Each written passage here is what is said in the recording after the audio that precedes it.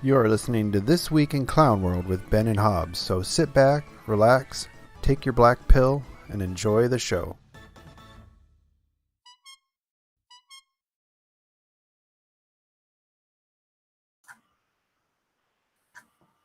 Well, the intro shit its pants, so we'll just go without it. I heard it just fine. Oh, Hey, welcome to the show, fellow harmful extremists. It's once again time for This Week in Clown World with Ben and Hobbs. I'm Hobbs, he's Ben. You're in Clown World, and oy vey, what a week. Yeah, once again, the old oy vey. What? Yes. Um, I tell you, Booble, I don't know if I can take it anymore. we have Simon queued up. Do we want to just drop Simon in and hit the hospital right away? Schrodingers hospital? Yeah, we might as well, because that thing has been an absolute shit show. Nobody knows what anybody else is doing. Lots of disinformation piling around, and we've got a new background for Simon too. Yeah, So let's just let me grab Simon drop here. him. There he is. Dropping him in here Welcome. in 3, 2, 1. Simon, do you hear us? Yes, I do. Great. There he is. So Simon, the Schrodinger's hospital that was destroyed and also standing at the same time, depending who looked at it. Well, the munitions seemed to hit the car park and the courtyard that was jam packed with people at the time. And as the Turks pointed out, that's not the first time the Israelis have hit a medical facility. It's the 41st time. Ooh. So we've been hearing a lot of different conflicting stories about this, that it was either the Israelis dropped a bomb, a JDAM on it. It was a misfired rocket that was fired from the cemetery behind the hospital by Palestinian Islamic Jihad, which people are, I haven't seen a lot of people pointing it out, but to say that they're the same people that perpetrated the attack on the 7th is not entirely true. I mean, some people say that making the distinction between Palestinian Islamic Jihad and Hamas is a distinction without a difference, but there is a difference. And some people are saying, it hit the car park and did minimal damage. Some things I'm seeing is like 500 casualties. 900 was the highest number I saw. Yeah, the hospital's gone. The hospital's still there. The windows are blown out, but there are minimal casualties. So what are we to believe? Well, according to Biden in his speech tonight, it definitely wasn't the Israelis. And that's a statement you can trust. Yeah. I automatically think it's something different when I hear that. You can take it to the Federal Reserve and exchange it for gold, apparently. I mean, there's no who's the independent, trustworthy, almost mainstream here. What was Caitlin Johnston's take on this? She's increasingly horrified, much like the Spanish social affairs minister, who today called for severing diplomatic relations with Israel and sanctions on Netanyahu and the defense minister. I mean, they've made a strong case for there's that Al Jazeera video, and I guess there was another video from some Israeli news station that happened to see the rockets taking off. What have they said about those, Simon, that you've seen? Well, the problem with this whole scenario is that in the hours immediately after the attack, several official Israeli sources were boasting about hitting the hospital on Twitter. And then those were pulled. And then they claim to have intercepted audio of the PIJ, Palestinian Islamic Jihad. And now everyone's been mocking the Arabic tape that the Israelis released, saying that it was according to Arab ears, it was obviously not native Arab speakers that were being recorded. One of the persons, supposedly their Arabic was appalling. The other one sounded like he was reading off a script. and there was all kinds of problems with grammar and syntax, and the flow was just completely wrong. So that's been hugely mocked. So then the point was, well, if you didn't do it, why would you put out fake signals intelligence to prove that you didn't do it?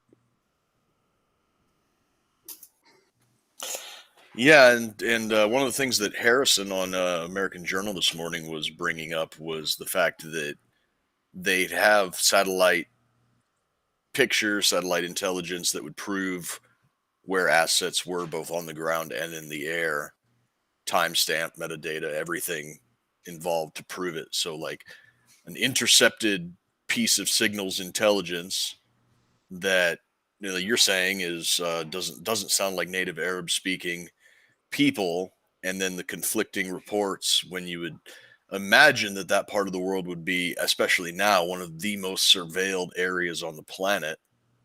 It does seem a little bit suspicious. I mean, playing devil's advocate, you can account for fog of war, but at the same time, we're talking about essentially a almost almost post medieval level adversary on one side versus one of the most advanced militaries on the planet.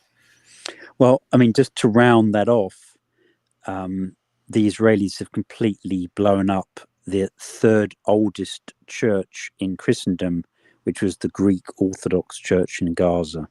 And supposedly that had 400 people sheltering in it. I've seen the pictures of it. It's literally like, one tower remaining, but everything else is just like completely flattened. And I was speaking to someone who has actually lost family members in that attack today. So,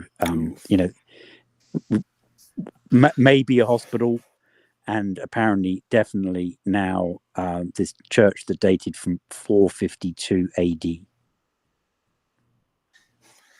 So one of the things that immediately comes to mind when I hear about a possible attack on a Baptist church-sponsored hospital, and now this 1,500-year-old Christian church in Gaza, outside of the Jewish diaspora, Western evangelical Christians are about the only friends that the Israeli people have. So what in the hell are they doing? Well, apparently the Christian Zionists enjoy being spat on, and they're willing to accept the Israeli security minister telling them that it's an ancient tradition that must be upheld. So now they have to pay for being spat on. I had no Pay for idea that privilege. this was a thing. I saw a video of it and it was just bizarre. It's like there were some Christians carrying a cross down an alleyway and Jewish people were lined up to spit on them. Yeah. Is that? I assume that's what we're talking about. No, it's just generally lots of Christians trying to visit the holy sites in Jerusalem being assaulted by Israelis. So I'm personally not a big believer, having been there, of the ancient tradition. Yeah, it's not one that I think would be very much appreciated unless, of course, one is trying to do like a I don't know, like a reenactment of the trials of Christ in his last days or something like that. That'd be one benefit of the doubt that I'd be willing to give to this ancient tradition. But to me, I think just it's sounds more like a reenactment of a Rodney Dangerfield movie myself. Well, and modern evangelicals have a piss poor understanding of the Bible anyway, so I could understand how they confuse modern Israel with the Israel of the Bible. Yeah. So, I mean, say less if you got to say that's their only allies. I mean, the Catholic Church isn't an Israeli ally. Lutheran Church just sees them as heretics. I don't know what Greek Orthodox thinks of them, but I assume they probably align with Catholic and the conservative Lutheran churches. well, there's a fairly substantial number of Orthodox Jewish rabbis that are against the formation of the state of Israel, saying that it's a completely secular construct of modern man and not the miraculous reincarnation of the state of Israel that's supposed to come by the hand of God. Yeah, I mean, I just don't. You'll see some of these people comment, "Oh, they're God's chosen people." No, go go back to church, go to Sunday school, read your Bible, figure it out. Make sure you're reading a pre-1925 Bible, right? And what is the post 25? The Schofield Bible, where they got Schofield everything and Darby. Yeah. Yeah, got things kind of muddied up. And maybe Mormons think there is, that might be. Are we going to lump the Mormons in with modern evangelicals? That because I think the Mormons are big on the whole state of Israel thing.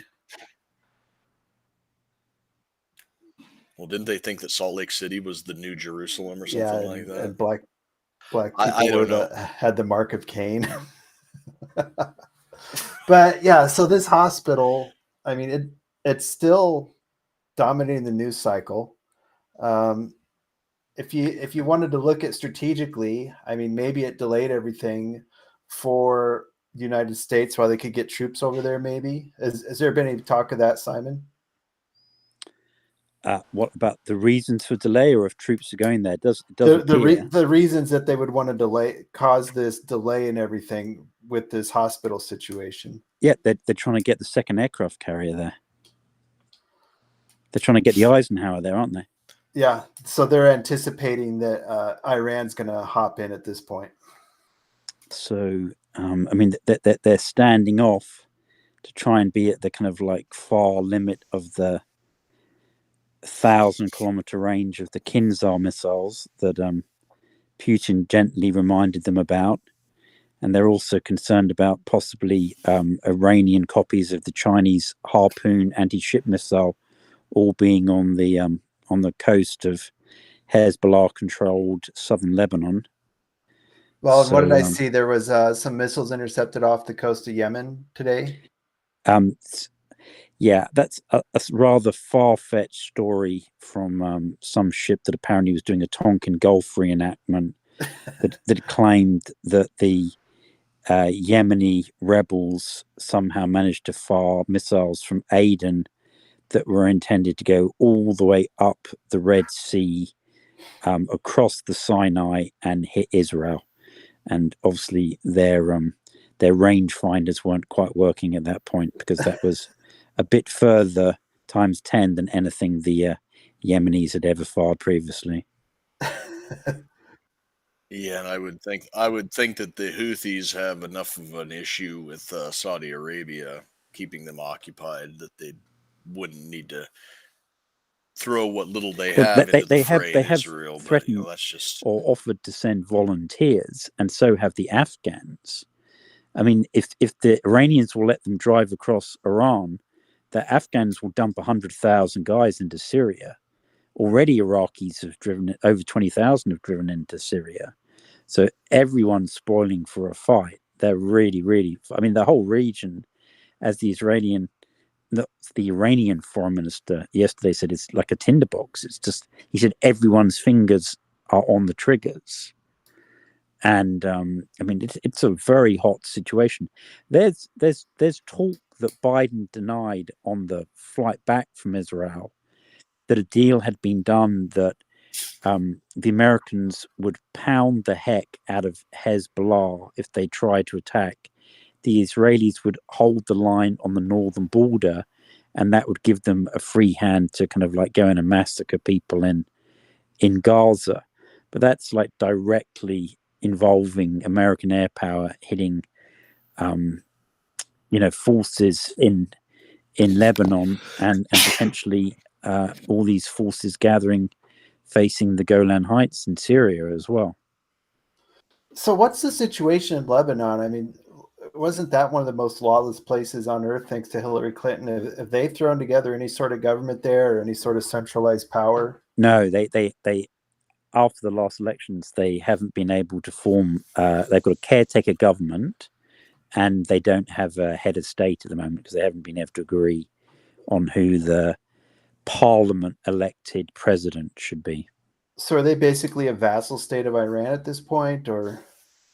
Not the whole country, but certainly southern Lebanon, and Hezbollah very closely associated with the delightful mullahs in Iran. And obviously the Syrian government is very closely associated with Russia and with Iran. And the Iraqi government are very, very friendly with Iran as well. But the other thing to remember in terms of the Hormuz Straits being potentially closed is the Omanis have got very, very close to the Iranians this year. And they've been doing joint military exercises and joint command get-togethers. And between the missiles on the north side of the Hormuz Strait and missiles on the south side, they could lock that down real tight. So, and that was something that you said last week, was that if the Straits of Hormuz get locked down, then that's essentially 50% of China's petroleum energy gets cut off. And this is the point. I don't think they'll stop stuff going to China. What they'll do is they'll stop stuff going to Europe.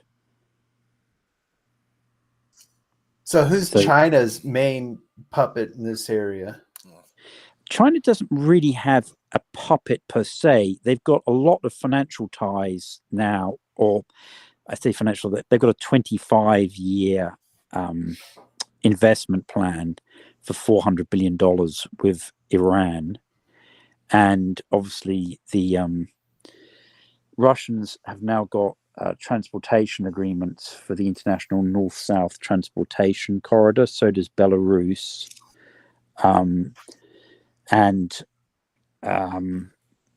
So I think probably, if anything, the Chinese have the most influence rather than anyone with Iran. But I mean, the Chinese have been making some kind of like pretty bold statements. We just had the Belt and Road Forum in Beijing, and obviously Putin was at that. But they're complaining vociferously about America vetoing that Brazilian proposal for the UN Security Council last night. And I said last night, yesterday afternoon. I think I was on InfoWars shortly after it happened.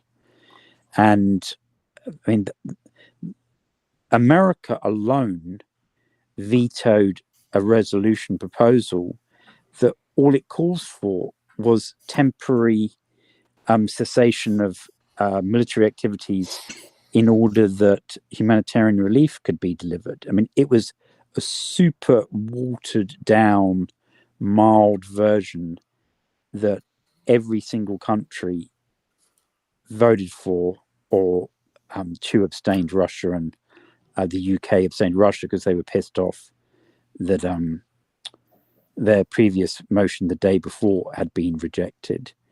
And the UK went from voting no to voting present. And then older Linda Greenfield, the US ambassador to the UN, popped her hand up and said, we veto it.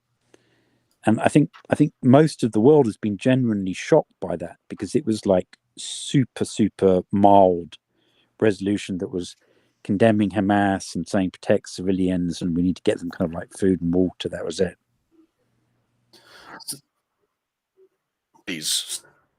Sketch. Well, because that's a really batty thing to do. Apparently, according to a large article this afternoon in the Huffington Post,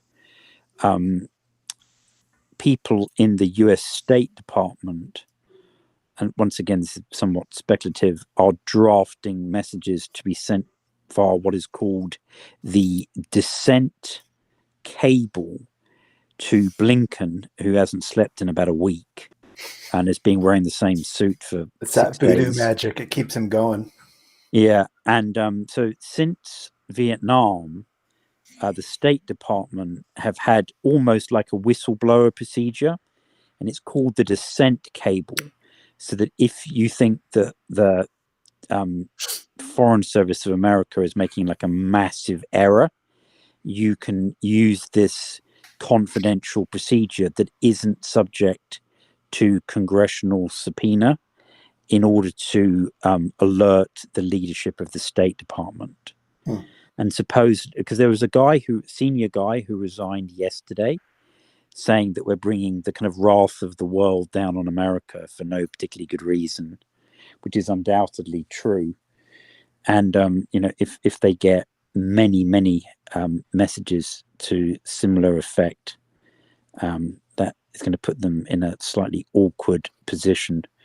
One wonders how many of these people are simply wishing to disassociate themselves with genocide and war crimes, though, because we also saw today this group called the CCR. I think it's the Committee for Constitutional Rights. And they're like an umbrella organization of 3,300 lawyers. And they sent in a 44-page document into every member of Congress saying how they were going to be implicated in war crimes if they backed Israel. It's kind of slaughtering people in Gaza. So there is a fair degree of pushback, but we've got over 50 members of Congress who've got dual Israeli citizenship. You saw Representative Mast earlier this week turned up for a session of the House wearing his Israeli officer's uniform. Yeah, I saw that. I mean, talk about conflict of interest, right?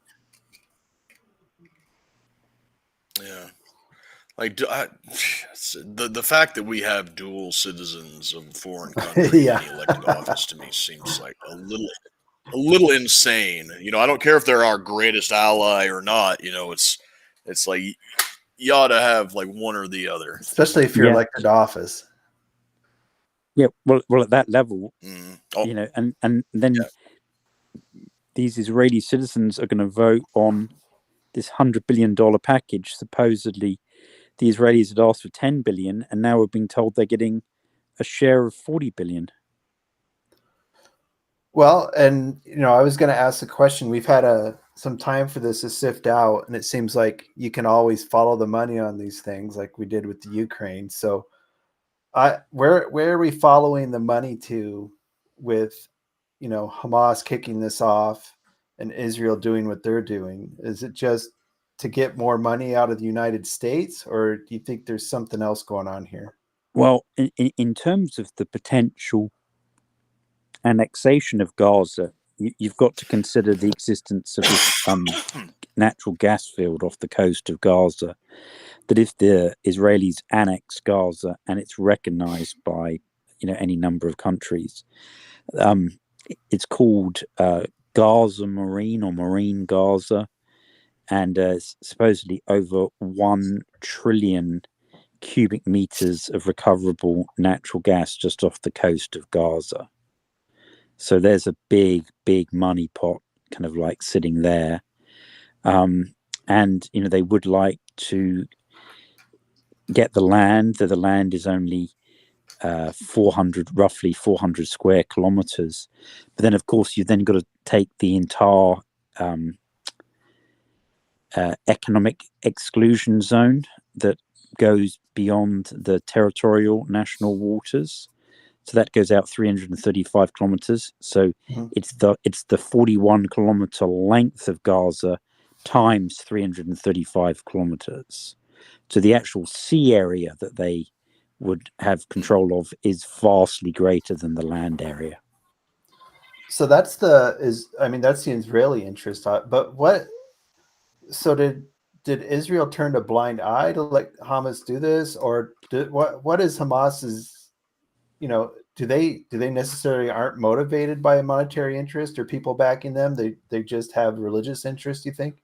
It's not just religious. They've got thousands and thousands of prisoners, some of whom have been held for 10 years without trial in what they call administrative detention. Several of those have been on hunger strike. Some of them have actually died protesting the fact that they've never been charged or tried for 10 years. Those prisoners include children. And then we've had all these repeated invasions into the Alaska Mosque compound where the Dome of the Rock exists, which is the third most holy site in Islam. And there's all these Israeli proposals to take over control of that site from the King of Jordan, who's nominally the custodian of that area by UN agreement. And Christian Zionists and some of the radical Israelis would very much like to tear down the Dome of the Rock and rebuild the Third Temple in order to trigger the coming of the Messiah for the first or second time, depending on the size of your hat.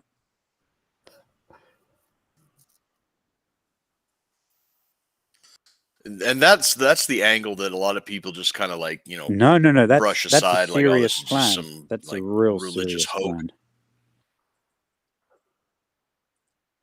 Right. It's even if you don't believe that it'll trigger a biblical apocalypse, the shitstorm that would come down from the non-evangelical Zionists and the Islamic world would trigger a very real, like, temporal apocalypse here on Earth. The war would And be, everyone's overlooking on what's happening in the West unreal. Bank as well, because the Gavir, this rather nasty individual who's on the Israeli cabinet, has been proceeding to arm all the settlers, and they've been taking advantage of their newfound ARs to murder over 60 Palestinians in the last 2 weeks. They've wounded many hundreds, and they're proceeding to expel many communities from land that they've been on for centuries, in order that they can take full physical control of at least Area C, which is part of the West Bank that the Israelis still have jurisdiction over. So there's a lot going on that side as well. And the Jordanians have said that if the Israelis try and push the population of the West Bank into Jordan, that's their red line, and they'll go to war over that. But have you seen how the Israelis are pulling out all of their diplomatic staff from all over the Middle East, where they have these Abraham Accord agreements? They've pulled their people out of Bahrain, they've pulled them out of Morocco, they've pulled them out of Egypt, they've pulled them out of Jordan, they've pulled them out of Turkey. I mean, the Israelis are clearly indicating to everyone who's watching that, you know, the shitstorm is going to kick off very, very shortly. And they've told the diplomats in 20 other countries not to go to the embassies and remain in their, you know, personal residences, which frankly isn't much safer than being in the embassy, because the local people will know where all the, you know, relatively numerous diplomats are living. And you know, we've got the 50,000 Americans spread in some cases very, very thin throughout the Middle East, you know, in packets of 100 here and 200 there, in Iraq and Syria and Jordan. So we've flooded the region with F-16s, A-10s, F-22s, and F-35s. But you know, it's not enough. It's not enough to try and, you know, safeguard what was 51,000, now going to be 55,000 US troops. And we've seen that they're already being attacked in Syria, where obviously they're illegally, and also in Iraq. I mean, it's already started. I mean, all these bases are being hit with rockets and drones. King Abdullah of Jordan and the president of Egypt saying that trying to force the Palestinian refugees into either the Sinai Peninsula or into into Jordan, that was their red line, and with the Israelis removing their diplomats from all of these other Middle Eastern countries, it does seem to telegraph that you've laid down your red line and we fully intend to step over it. Well, I'm not. Yeah, it's. I think for lots of those countries, the reason the Israeli diplomats are being withdrawn is because they're planning very soon on doing the ground invasion of Gaza. Gallant, the Israeli defense minister, went to visit the Golani Brigade, which is one of their fairly top divisions. I would say it's the equivalent of like 10th Mountain Division in the US military. And he said to them, Today, you're looking at Gaza from afar, but very soon you'll be looking at it from inside. The order will be given soon. This is not exactly It's subtle. really not like you need to get out your biblical code machine to decipher that one. Yeah. So I've got a coworker, and he comes up to me every single morning and sarcastically says, "World War III, today, tomorrow, when is it? When is it?" And so what do I tell Jeff tomorrow, Simon? Just say be grateful that you can ask me, because tomorrow you may be asking Jesus when it happens. But do you want to talk about some of Biden's speech? Yeah, I didn't get a chance to watch it. My phone died and I was cooking tacos. So give us it would take quite a long time. It only spoke for 17 minutes, but obviously I could stretch it out to 30, as you know.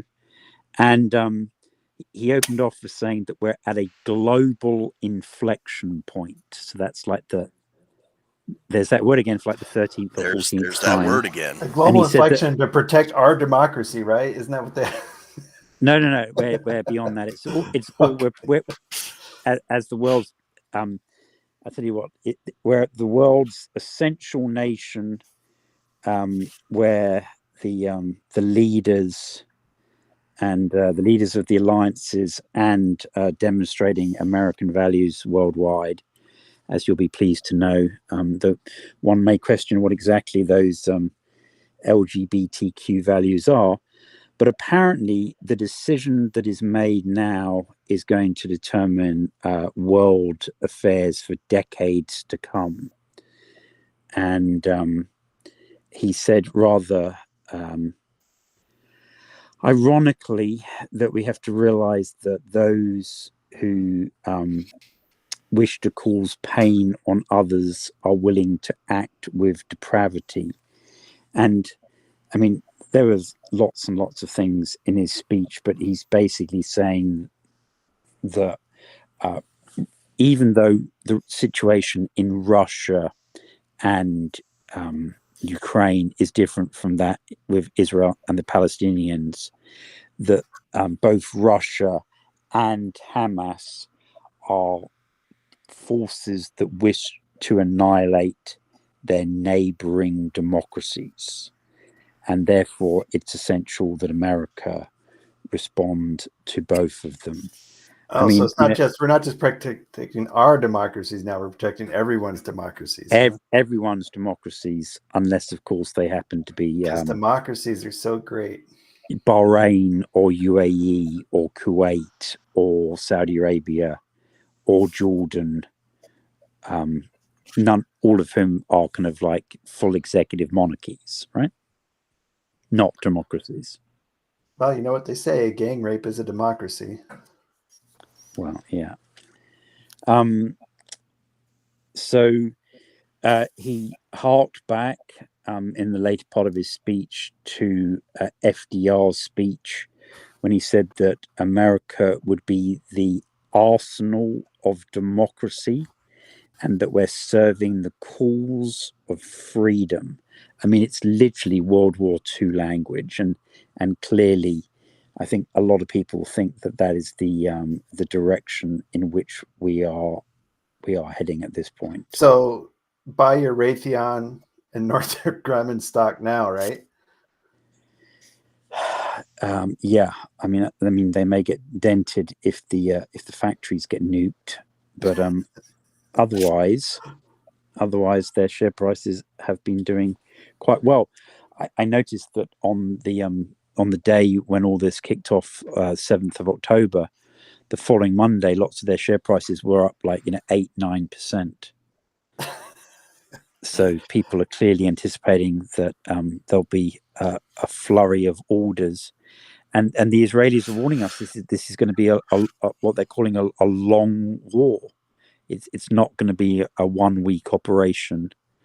And if they're going to have to expel 2 million people there and then go over to the West Bank and do millions of people there, this situation harkens back to 2017 when the current finance minister and Governor General of the West Bank, Mr. Smotrich, spoke in May in the Knesset, and he made it very clear that for the Palestinians, whose existence he doesn't even acknowledge from a statehood point of view, that they only had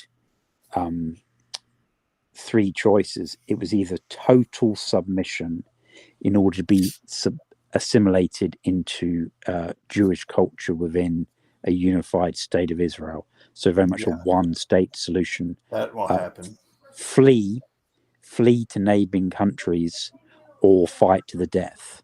And those are the three choices that he presented. And that's called the decision plan. And it would appear that that is in full swing now. So obviously, worst case scenario of all of this is going to be, a full scale world war, nuclear weapons, yada yada. But a not so unreasonable other scenario would be that millions of these refugees are going to be piling out of the Israel Palestine area and into neighboring countries that want nothing to do with them. I know that there's been proposals to take in up to 1 million of them here in the United States. Several European countries have said things along similar lines. Um, with all of the problems that Europe has had with third world, Middle Eastern, and North African migrants coming in, and all of the problems that we're having right now, but would be made much worse by up to 1 million of them piling into our urban centers. How likely is it, do you think, that the pathologically altruistic West would actually follow through on something like that? Seeing and have seen in the previous year a massive problems that they've had in France, where they've got about 14% or something Muslim population now, many of them legal immigrants, and the remainder very, very disgruntled second and third generation immigrants who feel bitterly discriminated against. Well, the story, wasn't there something in Sweden? Some guy stabbed a couple Swedes. Sweden, they're the worst example of national suicide. They've now got 65 no-go zones, and they're going to have to militarize their city centers in order to maintain any kind of semblance of control. I mean, literally, the people there voted to be willingly overrun decade after decade after decade. They finally got in a centre-right government who has a quasi coalition with a anti-migration party that's not even officially part of the government. They're kind of lending them their support because nobody wants to be seen to hold the hands of the racist, but they've lost their country. I mean, if you have to call in the infantry in order to maintain any kind of semblance of law and order during the daytime in your major cities and just give up at night, I mean, what kind of nation is that? Well, and part of that, I think, is because Islam isn't just a religion; it's a form of government. So you let them create an enclave. Boom, you have an alternate government within your country, which cannot work. You have a parallel state. Mm-hmm. From way of life, it's religion, it's banking, it's culture, it's governance, it's Islam encompasses everything. Something I watched earlier today was a woman stood up before the British Parliament and gave testimony about how her neighborhood had basically devolved into crime. She said that, I want these people out now. And you could hear all the MPs were like grumbling under their breath or whatever. And then I watched a segment of an interview with Jacob Rees-Mogg where the interviewer was asking him questions about, has multiculturalism failed, and he gave some really squishy political answers about like, oh, it depends on what your definition of He's been part multiculturalism is. of the government And on and off for the last 15 years whilst all this has been happening. exactly, that was what the interviewer was bringing up. He said the conservatives came into power 13 years ago, and basically everything has gone to shit. But with what's going on with those two examples, and then what you were talking about with the Swedish quasi coalition that they've got, where you said nobody wants to hold the hands of the racist. Is that really all that they have? Like, what are these people afraid of? Just getting called names by their betters on the continent, or like what does this word have so much power over these ostensibly political leaders of some of the most powerful and influential Well, we've countries seen in that the with world? Marine Le Pen and the what is it? The Rassemblement National in France. We've got the same situation with the AfD in Germany, who are on the verge of becoming the largest party there.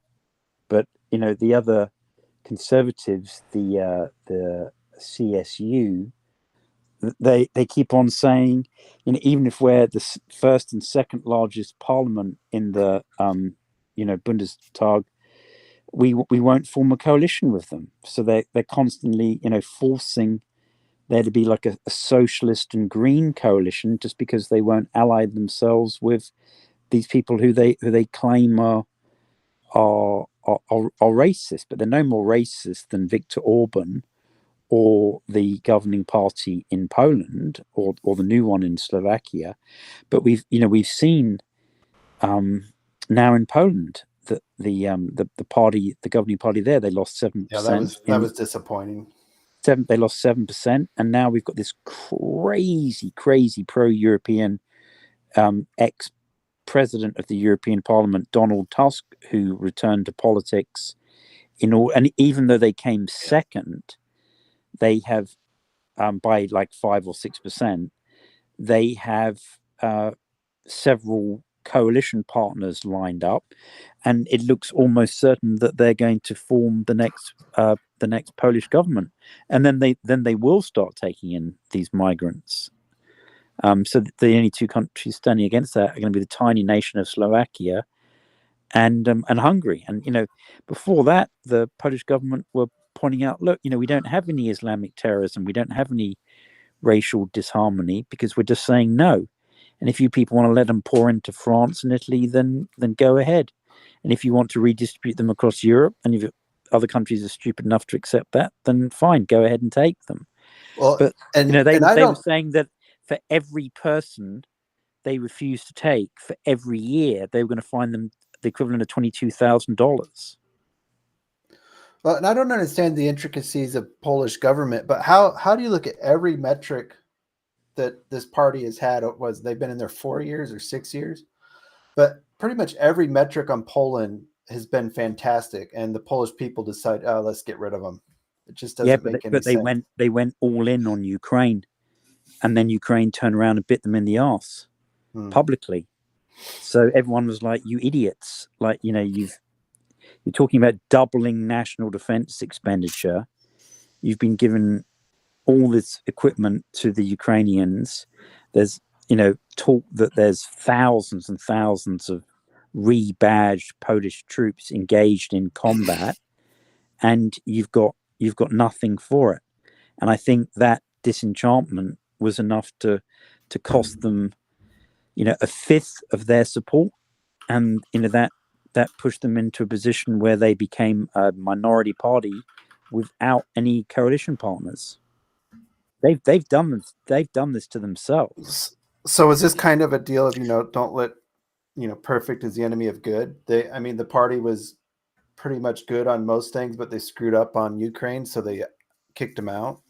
Yeah, that, and it's doubtless that the EU and probably the National Endowment for Democracy have pumped in an enormous amount of money in order to get in these raving pro-Europeans who basically will do anything that the French and Germans tell them.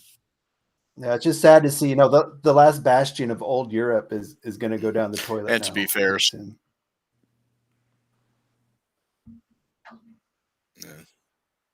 Yeah. When Russia's also right there. Yeah. It's like you really picked this horse to back.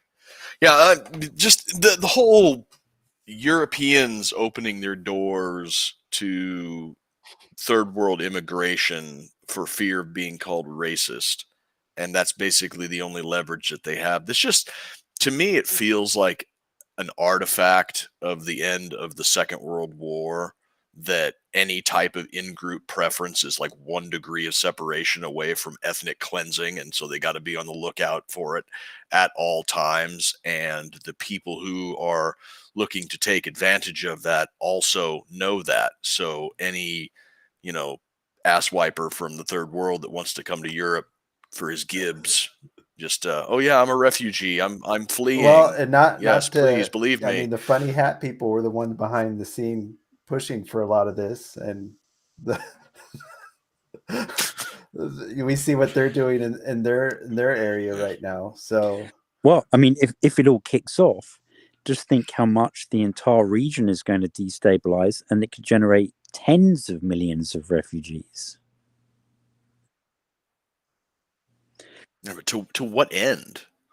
Like, if Europe collapses under the weight of millions and millions of incompatible foreign refugees coming in, who wins off of that? Well, Key bono, right? I mean, that is an entirely reasonable question. You're assuming, one, that we're dealing with rationality rather than religiosity, and we're also assuming that people like the Americans and the Israelis even have an exit strategy. And we've seen before in places like Afghanistan and Vietnam, they often don't have an exit strategy. They kind of they jump into the deep end, and they're like, oh, we'll figure it out while we're learning to swim. We're doing it live. Yeah, unless their exit strategy is the Messiah. I mean, literally. Yeah, exactly. We figure we're going to be teleported out of here, so it's the people who are left behind who have to worry about it. And that won't be us. Yeah, okay. Well, the one other thing I want, and it relates to this too, is the complete meltdown of the left on which side they should be supporting. I saw Godwin's law made an appearance because, if you're on the same side of an issue as Hitler, you're on the wrong side. I saw some lefty influencer saying they seem to be getting ripped apart by just which side they should support. All right, you've got the ADL browbeating everybody 3 weeks ago that right-wing anti-Semitism is on the rise and it's the worst thing in the history of ever. And then suddenly Hamas swoops in and kills a couple thousand Israeli civilians, and now the left is screeching free Palestine, and the evangelical right is poised and ready to sacrifice their firstborn child for Israel.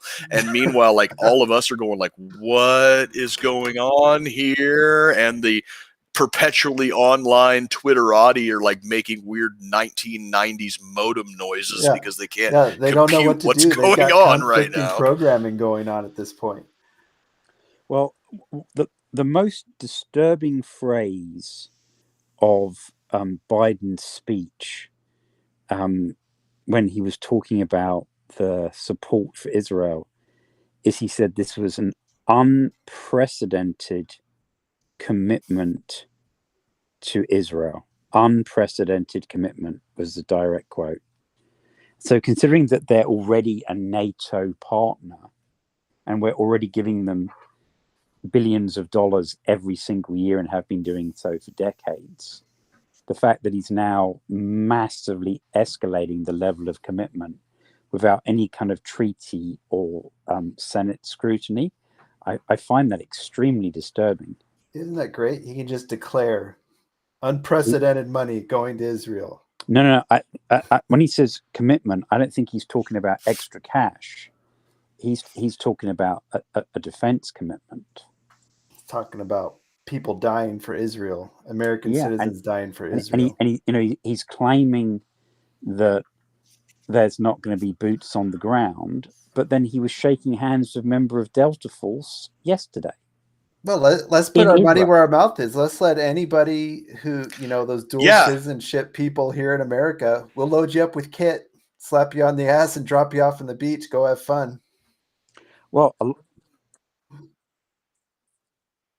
Yeah, funny thing about that handshaking moment with the Delta operators is that somebody in the press pool there snapped a picture of it, and good the idea. picture went out on Twitter for hundreds of thousands of people to see, unredacted. So, at least 6 of America's most lethal warriors who are supposed to have the benefit of anonymity have now just been unmasked for the world to see, put a target on their back, put a target on their family's back. That so was the White good House job. that put the picture in. The White House did it. Great. Yeah, Yeah. and it took them hours to figure it out. Troops first. Yeah. And because they were described as first responders as opposed to the top special forces operators. Yeah, So first responders are going to run in there and put some Band-Aids on people. What the fuck? but I mean, that is concerning, and that obviously dents morale as well.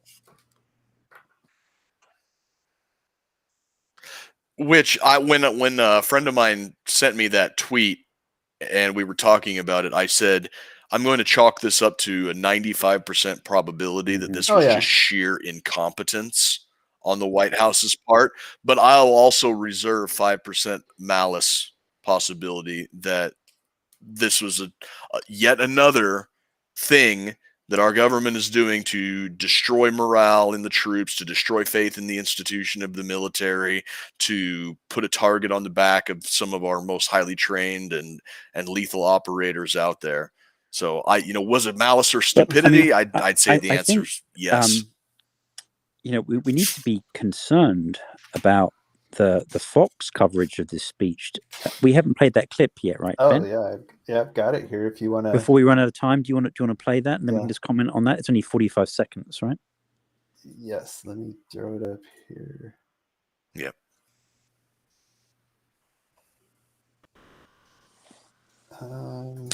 Here we go. It's one of the best, if not the best, speeches of his presidency. He was firm, he was unequivocal, he was strong, as he has been, particularly in recent days before he went to Israel and while he was over there.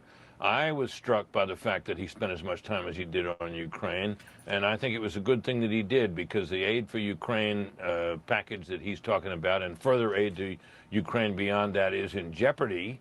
And I think that he was hampered a little bit in that effort by the fact that he dare not really mention the best reason. I mean, he mentioned broadly it's playing for me. Do you guys hear the best it? reason for sticking with it in Ukraine, which is that what would the rest of the world and its evildoers think if we pulled out of there? Because that comes on the heels of his having pulled out of Afghanistan, which arguably emboldened all of our adversaries. One of the best, if not the best, speeches of his apparently presidency. Britt He was firm, gave he was unequivocal. Biden a handy after the speech or something. I mean, he's saying this is the best speech that Biden's ever given. I mean, that's a low bar, granted, but and the key point that he was unable to make was that America needs to do this in order to deter the rest of the world and its evildoers. I hate to break it to you, Britt, but if anything of the last few years has shown me, we are the evildoers of the world, or at the very least, our government is some of the world's evildoers. We have a right major now. problem there, because I'm it would appear that left and right, they're all cheering on for war, war, war. And bear in mind, this is going to be China, Russia, Iran, and North Korea, right? Because in his speech, Biden specifically said that the Russians were getting weapons of all different descriptions from Iran and from North Korea, and the 60 billion, according to PBS, that's going to be put down for Ukraine. And I thought this was going to be 90-10 because the Israelis said they only asked for 10 billion. But apparently it's 60 billion for Ukraine and 40 billion that's going to be mostly for Israel, but some for Taiwan. So obviously that will piss off the Chinese even more.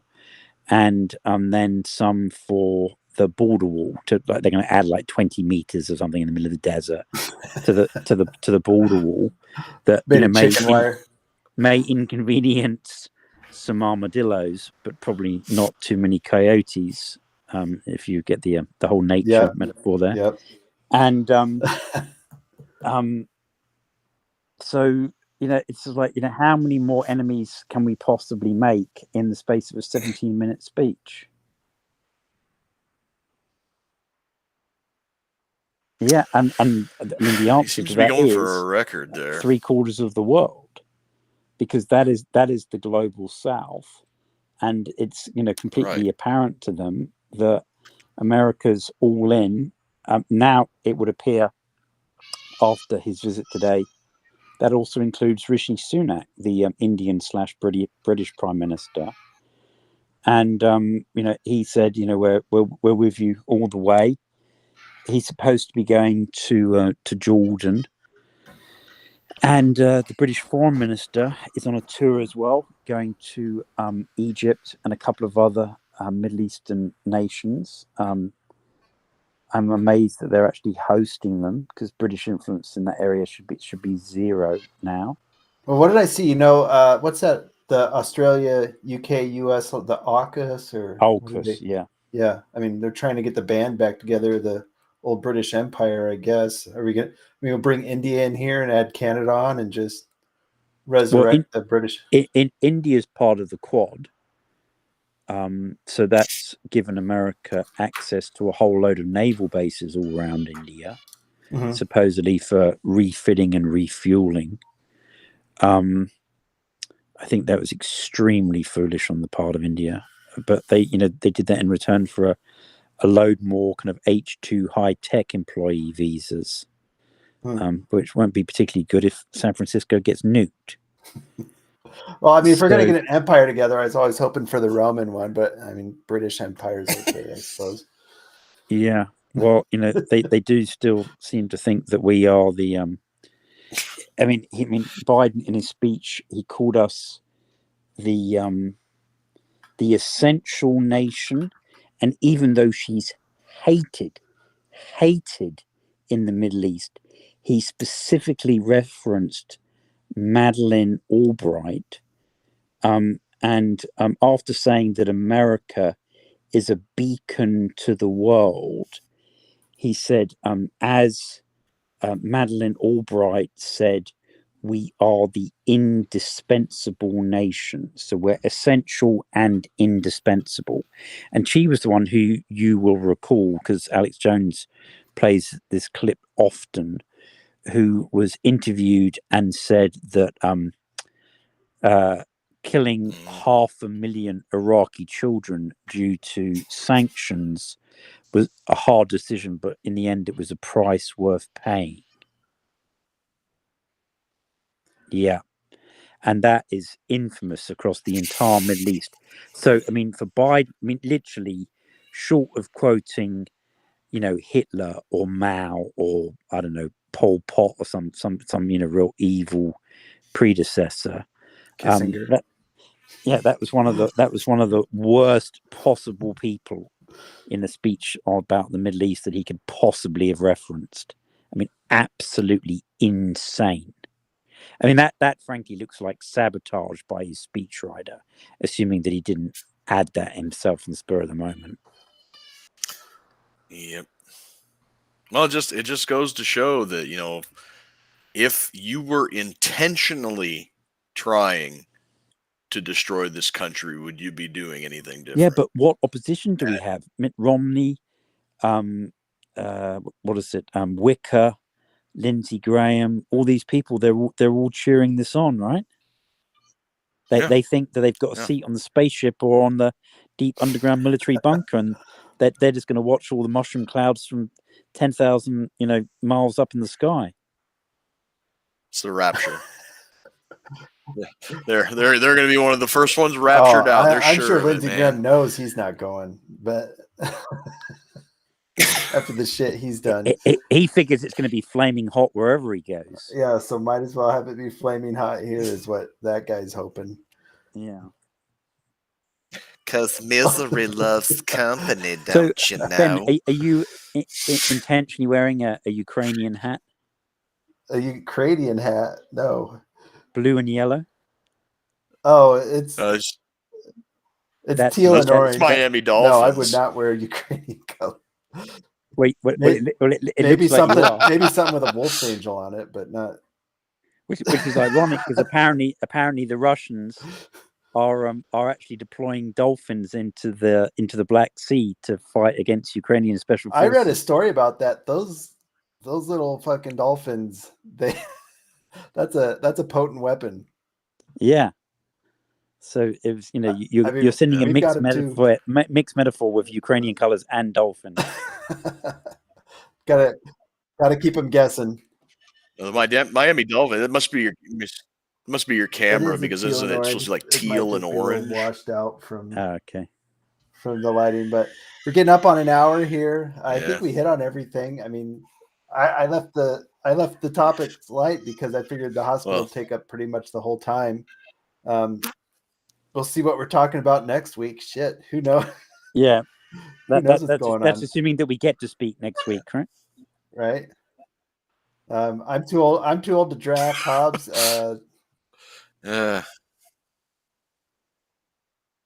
He's too old. Sorry, this is assuming too young to draft. So this is assuming that they don't do a Ukrainian style extension and raise the age limit to 65, right?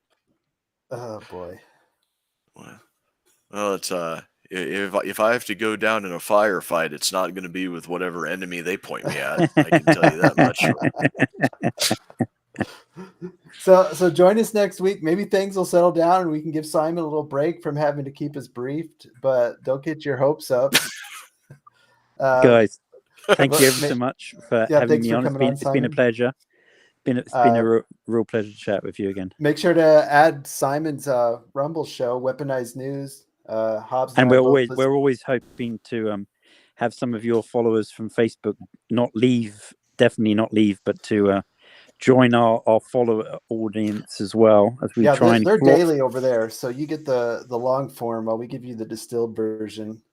And with a little bit of a nuttiness mixed in because they're way more sophisticated than we are. But we definitely had the nuttiness with Biden tonight, though, right? So I'm grateful for the opportunity to kind of like deal with that hot off the press, so to speak. Yeah, Weaponized News over on Rumble. You guys on YouTube too, or you're trying to push the Rumble?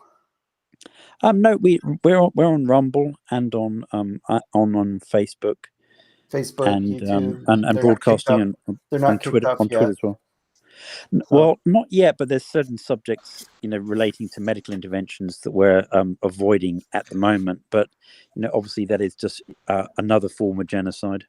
We're pulling. You guys can get there to get your first band break in. So check them out over there. Check us out. Roads Number 2 Liberty, Rumble, Facebook, YouTube. We're still there. I saw we got shut down on Facebook tonight about halfway through, so I don't know what did it this time, but tune in next week, and as always, stay honky.